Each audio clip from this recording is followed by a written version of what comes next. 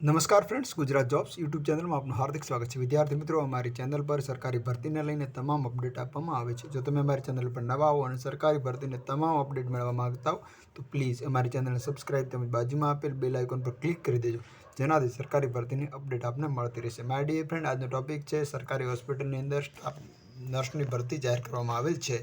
તો આ છે નેશનલ હેલ્થ મિશન અંતર્ગત જે કોટેજ હોસ્પિટલ છે ઉપલેટા ખાતે, તેની અંદર સ્ટાફ નર્સની રિક્રુટમેન્ટ જાહેર કરવામાં આવેલી છે।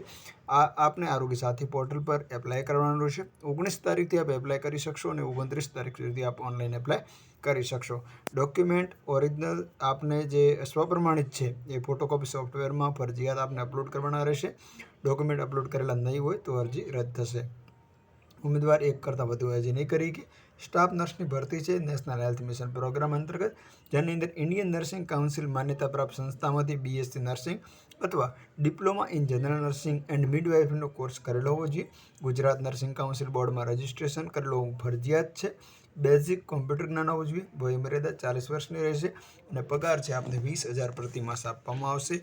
તો આ હતી અધિક્ષક શ્રી કોટેજ હોસ્પિટલ ઉપલેટા દ્વારા રિક્રુટમેન્ટ। તો આવી જ ભરતી સાથે ફરી મળતા રહીશું। Thank you so much for watching this video. જય હિન્દ।